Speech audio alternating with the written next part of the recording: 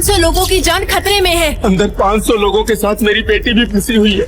मेरी बेटी को कुछ हो गया तो हमारे बॉस का ऑर्डर है कि 5 मिनट के अंदर 500 करोड़ पहुंच जाने चाहिए, वरना सबसे पहली गोली चलेगी नहीं। कमिश्नर की बेटी पे। मुझे वहाँ लेकर चलो, शायद मैं मदद कर सकता हूँ। एक हल्के से धक्के में तू जमीन पर गिर गया और तू वहाँ इतने सारे गुंडों का सामना करेगा। मुझे बस एक मौका चाहिए, एक बार अपने बॉस को बस ये लॉकेट दिखा दो। क्या ये कहाँ से आया तुम्हारे पास? ये लॉकेट तो सिर्फ एक ही आदमी के पास है। आखिर ऐसा क्या राज छिपा था उस लॉकेट में? तुम्हारी अकल क्या तुम्हारे घुटनों में है? 500 लोगों की जान खतरे में है। तुम 2 टके के हवलदार हो, तुम कुछ भी नहीं कर सकते। कबीर एक मामूली सा हवलदार था जिसकी नई नई पोस्टिंग दिल्ली क्राइम ब्रांच में हुई थी। पहले ही दिन दिल्ली शहर में सबसे बड़ा क्राइम हो गया था। पहले ही दिन प्रियंका और निखिल ने कबीर की बहुत बुरी तरह से बेइज्जती कर दी थी। देखो, मुझे वहाँ लेकर चलो, शायद मैं मदद कर सकता हूँ। तू क्या मदद कर सकता है? अपनी बॉडी देखिए, मच्छर से भी कमजोर है तू। गुंडों ने एक हाथ मार दिया तो सारी हड्डियां टूट जाएंगी। मुझे बस एक मौका चाहिए, मैं बस खुद को साबित करना चाहता हूँ। जैसे ही कबीर ने इतना कहा, निखिल ने कबीर को एक जोर का धक्का दिया और वो जमीन पर गिर पड़ा।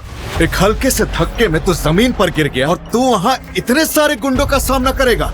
निखिल, हमें इस बेवकूफ कबीर की बातों में समय बर्बाद नहीं करना चाहिए। कमिश्नर साहब हमारा इंतजार कर रहे हैं, हमें वहाँ जल्दी जाना चाहिए और इस गधे को भी साथ ले जाना चाहिए, वरना ये यहाँ कुछ न कुछ नुकसान कर देगा। निखिल और प्रियंका जल्दी से गाड़ी में बैठे और क्राइम स्पॉट की तरफ जाने लगे। जैसे ही वो क्राइम स्पॉट पर पहुंचे, कमिश्नर सर ने रोते हुए कहा, अंदर 500 लोगों के साथ मेरी बेटी भी फंसी हुई है। मेरी बेटी को कुछ हो गया तो मैं खुद को कभी माफ नहीं कर पाऊंगा। और तभी 2 गुंडे बाहर आए जिनके हाथों में बड़ी बड़ी बंदूकें थी। हमारे बॉस का ऑर्डर है कि 5 मिनट के अंदर 500 करोड़ पहुंच जाने चाहिए, वरना सबसे पहली गोली चलेगी नहीं। कमिश्नर की बेटी पे। प्लीज ऐसा मत करना, मैं आपके आगे हाथ जोड़ता हूँ। कमिश्नर सर, कोई जरूरत नहीं है इन मामूली गुंडों के आगे हाथ जोड़ने की। कबीर की बात सुनकर गुंडों को और भी गुस्सा आ गया और उन्होंने एक जोर की लात कबीर को मारी। अगर दोबारा मुंह खोला तो सच में कमिश्नर की बेटी को गोली मार देंगे। नहीं नहीं, तुम ऐसा मत करना, मैं 500 करोड़ का बंदोबस्त करता हूँ। मगर सर, उसकी कोई जरूरत नहीं पड़ेगी। एक बार इनके बॉस से मेरी बात तो करवाओ। ओ कौड़ी के हवलदार, तेरी जुबान तेरी औकात से ज्यादा चल रही है। एक बार ये मुसीबत खत्म होने दे, तुझे मैं चूटी मार मार के सस्पेंड करूंगा। कबीर जमीन पर गिरा हुआ था। उसने अपनी जेब से एक लॉकेट निकाला और गुंडों को देते हुए कहा, एक बार अपने बॉस को बस ये लॉकेट दिखा दो, उसके बाद उनका जो भी ऑर्डर होगा हम सब मानने को तैयार हैं। गुंडे जैसे ही अपने बॉस के पास गए और उन्होंने उसे वो लॉकेट दिखाया, गुंडों का बॉस कांपने लगा। क्या ये कहाँ से आया तुम्हारे पास? ये लॉकेट तो सिर्फ एक ही आदमी के पास है, जिसका नाम है कबीर, और अगर वो यहाँ आ गया तो हम सब कहीं के नहीं रहेंगे। मगर बॉस, वो तो बाहर ही खड़ा है और हमने उसे एक लात भी मारी, वो तो बहुत ही कमजोर है। अरे बेवकूफों, तुमने ये क्या कर दिया? ये तो उसकी चाल होती है। अब हम सब बर्बाद हो जाएंगे। कबीर भाई कोई मामूली आदमी नहीं है, वो आग है, आग जिसे हाथ लगाने से हर कोई जल जाता है।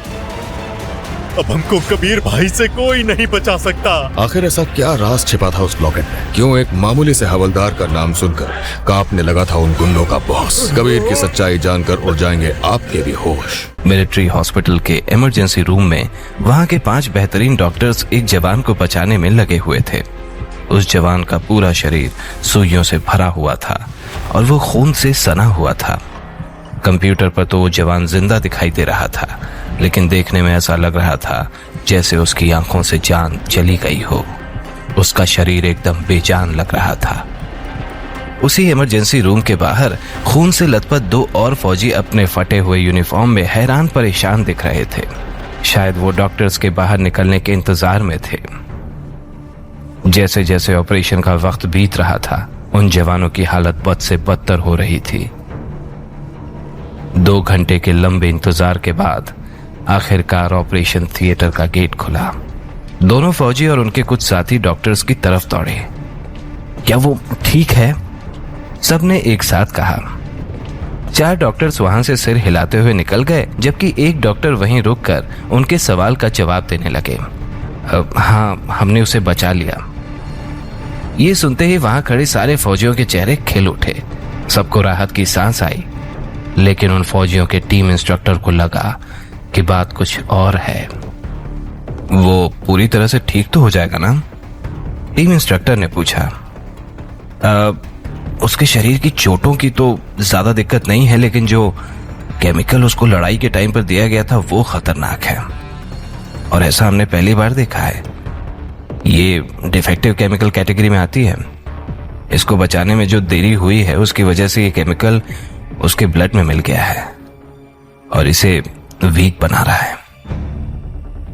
डॉक्टर की बात सुनकर दोनों फौजी सुन्न पड़ गए। वीक होने से आपका क्या मतलब है? क्या इसका असर उसकी ताकत और परफॉर्मेंस पर पड़ेगा? दरअसल केमिकल पूरे शरीर में फैल गया है। अभी यह कहना मुश्किल है कि इस केमिकल का उसके शरीर पर क्या असर होगा, लेकिन इसका असर घातक भी हो सकता है। इसके साथ जो हुआ उसके लिए मुझे बहुत दुख है। देश के ऐसे जांबाज के साथ इस तरह की घटना होना वाकई हैरान करता है। डॉक्टर ने निराश होकर कहा। डॉक्टर की बात सुनकर दोनों फौजी और उनके साथी शॉक्ड थे। दोनों फौजियों के चेहरे पर 12 बजे हुए थे। तभी एक फौजी ने अपना आपा खो दिया और जोर से दीवार पर अपना हाथ दे मारा। कुछ ही पल में उसके दस्ताने से खून की बूंदें जमीन पर टपकने लगीं। सब मेरी गलती है। शिट! कबीर ने मुझसे कहा था, यह सब मेरी गलती है। वो अपनी बात कंप्लीट कर पाता कि उससे पहले ही टीम इंस्ट्रक्टर ने उसका कॉलर पकड़ लिया और उससे कहा, मैंने तुम्हें ये कितनी बार कहा है कि कबीर की ऑर्डर बिना सवाल किए मान लिया करो। और यह ऑपरेशन कोई आम ऑपरेशन नहीं था।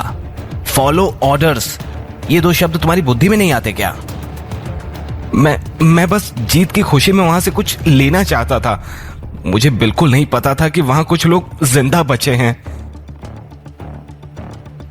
इसी बीच चेयर पर बैठे सीनियर ऑफिसर ने पूछा, आखिर वहां हुआ क्या था? बताओ मुझे। दूसरे फौजी ने दीवार का सहारा लेते हुए धीरे से कहा,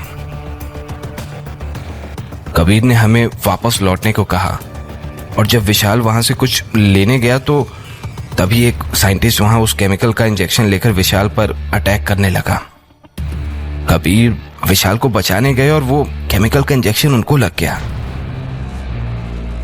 ये सुनते ही सीनियर ऑफिसर ने विशाल की तरफ देखा और चिल्लाते हुए कहा, इस गिल्ट के साथ कैसे रह पाओगे तुम? मैं बस कबीर को ठीक देखना चाहता हूं। विशाल को सिर्फ कबीर की चिंता थी। इन सब बकवास का कोई फायदा नहीं। जाओ अंदर जाओ और देखो कि वो ठीक है कि नहीं। डॉक्टर ने दोनों को चुप कराते हुए कहा, जिसकी बात सुनकर दोनों फौजी हिम्मत करते हुए कबीर के कमरे के अंदर तक गए।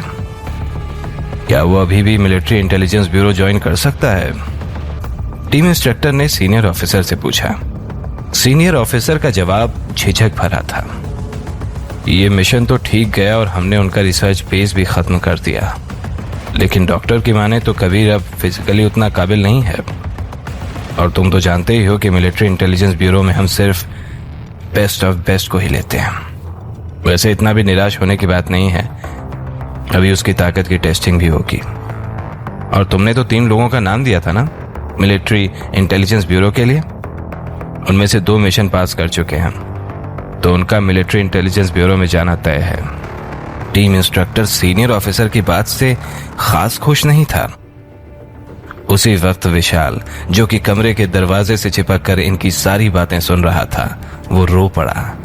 दूसरा फौजी भी इस बात को समझ गया था। वो कबीर को कंबल उठाते हुए उसी के बगल में बैठ गया। उसके पास कहने को कुछ था ही नहीं, कहता भी क्या। आखिर उसने विशाल को इस बात पर पहले ही 2 थप्पड़ लगा दिए थे। अगले दिन कबीर फिजिकल एग्जामिनेशन रूम के बाहर अपने रिजल्ट का इंतजार कर रहा था। वो चुपचाप अपना पसीना पोंछ रहा था। विशाल भी उसी के साथ शांत खड़ा था।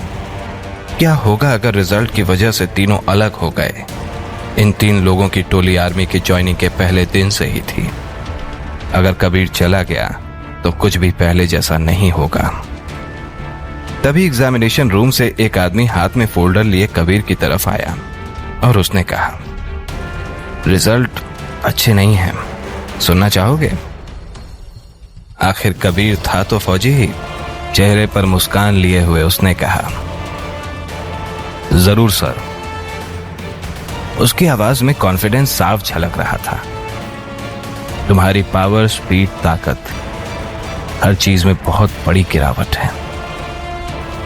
कबीर सबसे बेस्ट सोल्जर्स में से एक था और अब उसकी ताकत और तेजी दोनों ही किसी आम आदमी जितनी ही हो गई थी। किसी के पास इतनी हिम्मत नहीं थी कि वो उसे बता पाए कि अब वो मिलिट्री इंटेलिजेंस ब्यूरो को ज्वाइन नहीं कर पाएगा। आगे की कहानी जानने के लिए देखें अगला एपिसोड सिर्फ पॉकेट एफएम के YouTube चैनल पर, और सीक्रेट फौजी के सारे एपिसोड्स को सुनने के लिए डिस्क्रिप्शन में दी लिंक से डाउनलोड करें पॉकेट एफएम ऐप।